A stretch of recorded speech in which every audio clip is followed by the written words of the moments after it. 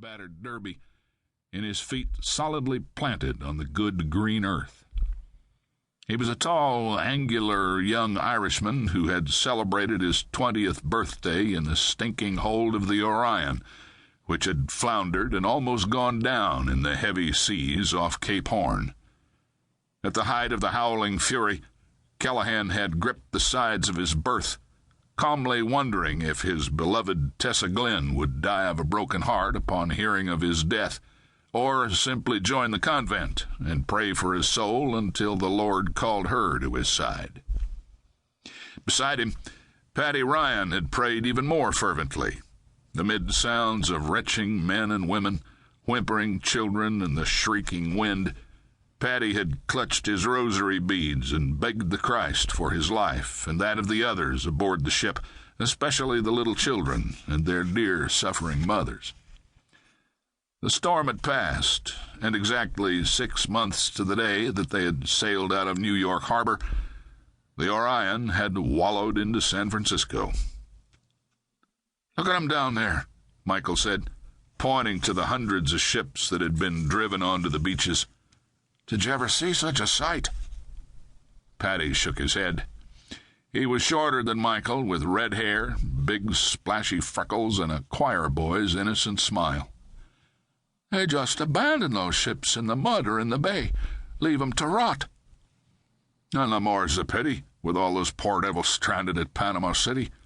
A man could make a fortune sailing back down there and charging $100 a passenger." Paddy shook his head. "Oh, it'd be blood money, and dead wrong to take advantage of them that's stuck in Panama with no passage."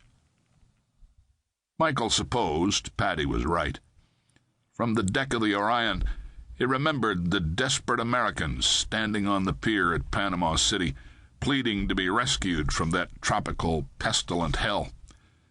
The wrong of it was that they had been the ones willing to pay an extra $200 to make the Panama crossing, in the hope of arriving in California months earlier than those who journeyed by wagon train or sailed around Cape Horn.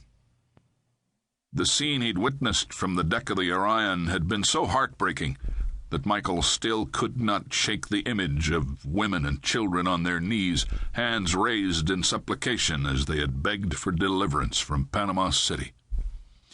It had turned his heart to stone to hear the captain give the order to hoist sail on his already overburdened vessel for California, leaving those poor stranded souls. "If I could," Paddy said, "I would buy every seaworthy vessel in that harbor and deliver the Americans from Panama." "We haven't enough money to buy a spare gold pan," Michael said. "I said if I could." "If we had the money, we should have paid the $20 for a ride up the Sacramento River on the steamer," Michael said.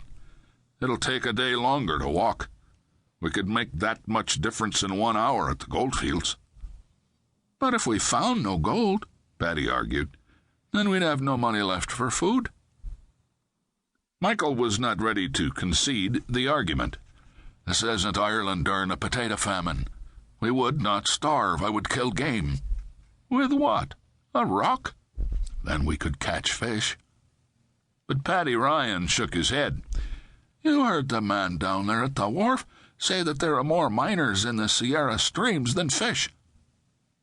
Michael had heard that story, and more than once. He turned his gaze to the east. "Shall we go?" They could both see a steady stream of traffic moving out of San Francisco, following a heavily traveled road along the banks of the broad Sacramento to Sutter's Fort beside the American River. "Look at 'em, and more arriving every hour. They remind me of ants moving toward sugar," Paddy said. "We will have our share," Michael promised, "and it'll be sweeter when we sail back to New York Harbor, richer than pharaohs." "My sailing days are over, Michael. I could not survive Cape Horn a second time. As for the crossing at Panama, I would rather march through Hades." "Then how will we go home?" "If I do return," Paddy said, "I'll walk." And what about the wild Indians who would love to have your red hair on the tip of their lances?